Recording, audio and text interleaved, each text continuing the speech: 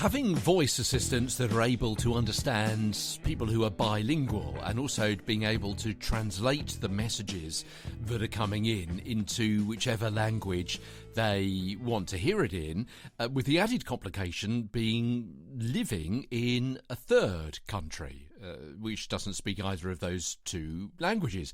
Interesting stuff. The article from Walid over at Medium. Yeah, it's one of those pesky Medium links, but also you can check it out via the smartspeakers.com/links. Over 1,000 articles there archived for you to have a peruse of. The best bits from the best articles there, the best bits right here, right now.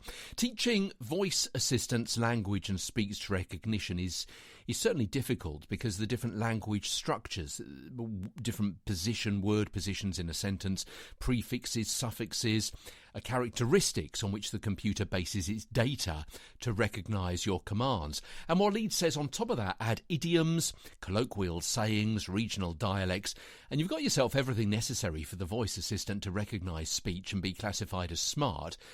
And that's just for one language. So the complexity of speech recognition makes it challenging for Siri and her friends to be bilinguals. He says the sentence structure is important for them to understand our commands. Different languages have different structures, and the AI simply can't keep track, at least for the moment.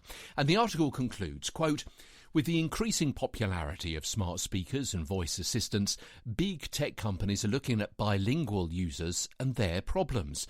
The competition in this field is fierce, especially between Amazon and Google, and each company aims to be the first to solve the problem to sell their devices to the 60% of the world who speak more than one language.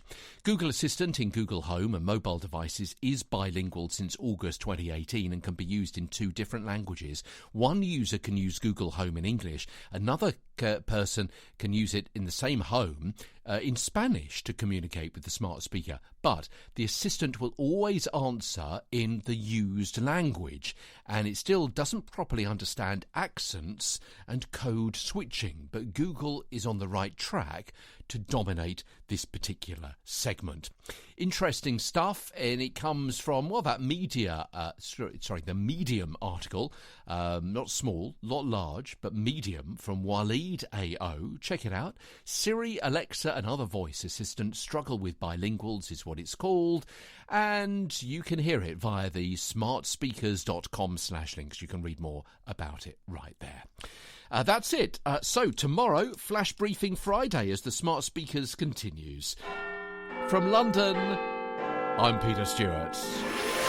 Part of the Briefcast.fm network.